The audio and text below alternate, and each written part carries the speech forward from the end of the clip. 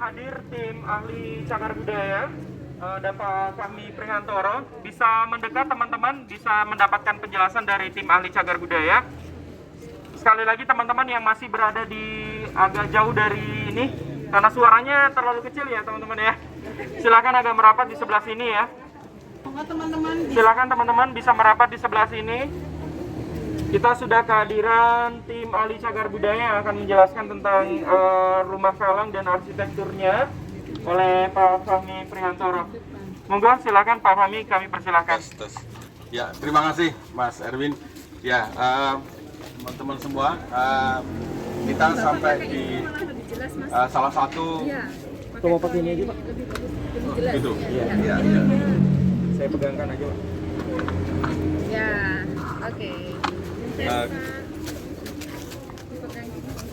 Oke, terima kasih sudah sampai di salah satu bangunan yang cukup unik di Kota Gede, yaitu Rumah Kalang.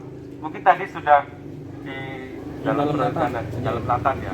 Ya, jadi Rumah Kalang ini sebenarnya merupakan milik rumah masyarakat Kalang, begitu ya. Masyarakat Kalang ini sebenarnya masyarakat khusus yang pada awalnya mereka memang memiliki keahlian yang kemudian termasuk keahlian bangunan dan keahlian untuk seperti membuat perak dan sebagainya, yang kemudian mereka ketika tinggal di Kota Gede ini menjadi orang-orang kaya. Jadi ini kelompok orang-orang yang sangat kaya sebenarnya. Jadi mengapa? Karena mereka memang memiliki usaha-usaha yang kemudian berkembang dan bahkan mereka bisa menguasai istilahnya kayak usaha-usaha yang ada di Kota Gede ini. Sehingga salah satu wujudnya bisa kita lihat dari rumah. Ini rumahnya memang ya karena mereka ini bukan apa ya istilahnya, karena biasanya orang kaya gitu memiliki keinginan yang berbeda dengan masyarakat biasa begitu. Bisa kita lihat bahwa rumahnya memang bercampur antara Jawa dan mungkin ke kolonial atau pada waktu itu ya. Jadi kalau yang di dalam Natan tadi sebenarnya itu masih terlihat unsur Jawanya lebih kental, meskipun ada beberapa tiang-tiangnya itu mirip dengan yang ada di keraton ya, karena memang hubungan mereka dengan keraton juga kuat begitu.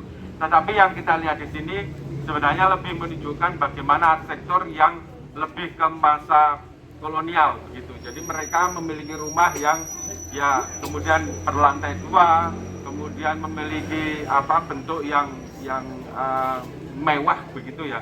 Bahkan ada beberapa yang bisa kita lihat mereka sangat menggunakan unsur-unsur bangunan atau hiasan-hiasan bangunan yang tidak lazim digunakan oleh orang biasa.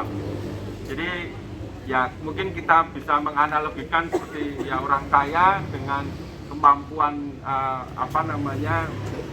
ekonominya, dia membangun bangunan dengan mengacu kepada pada waktu itu Belanda menjadi salah satu ukuran gitu. Kemewahan itu ya bisa ditunjukkan dengan bangunan-bangunan itu. Nah ini yang menarik, bisa kita lihat ya dari tiang-tiangnya, seninya, jendelanya yang besar. Jadi ini percampuran sebenarnya, arsitektur campuran antara Jawa, Belanda begitu atau Barat begitu ya, yang menunjukkan kelebihan mereka begitu.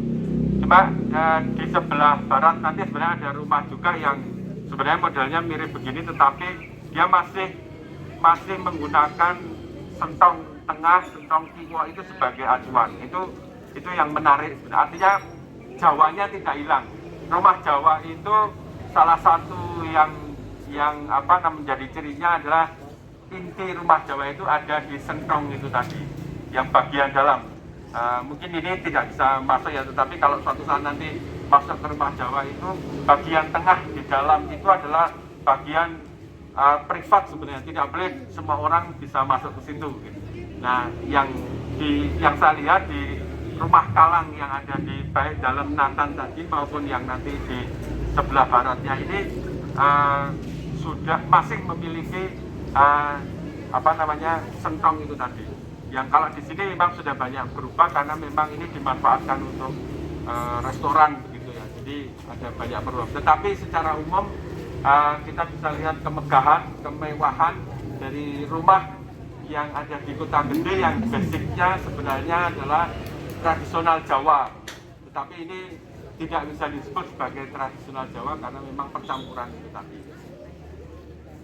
Saya kira itu mungkin